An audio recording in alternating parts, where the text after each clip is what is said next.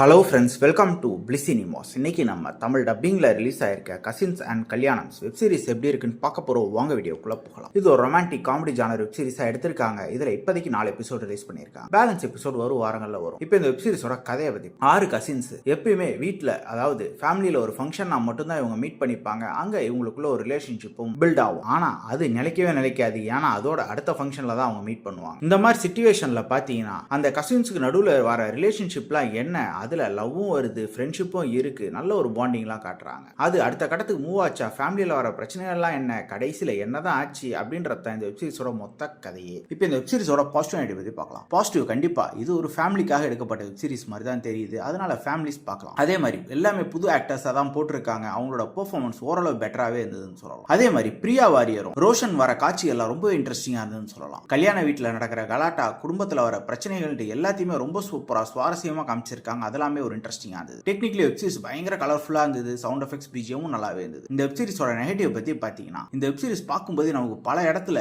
இது ஒரு ரியலிஸ்டிக் ஃபீலை கொடுக்கவே இல்லை, ஏதோ ஆர்டிஃபிஷியலா இருந்த மாதிரியே இருந்தது. அது மட்டும் இல்லாம ஒரு சில கேரக்டர்ஸ் நடிக்கிறதுமே அதே மாதிரி தான் இருந்தது. அதே மாதிரி வச்சிருக்க ஒவ்வொரு சீனுமே கிட்டத்தட்ட அதே மாதிரி தான் இருக்கு. மொத்தத்தில் என் கிட்ட கேட்டீங்கன்னா 4 எபிசோடுமே ஓரளவு ஓகேவான ஒரு வெப் சீரிஸா தான் இருக்கு. அடுத்தது எப்படி வரும் அப்படின்றது வரும் வாரங்கள்ல தான் தெரியும். மொத்தத்தில் இது வரைக்கும் அந்த வரைக்கும் பார்க்கும்போது இது ஒரு பிலோ ஆவரேஜான வெப் சீரிஸ் தான். வேணும்னா ட்ரை பண்ணி பாருங்க. இன்னொரு வீடியோல சந்திக்கலாம். Thank you.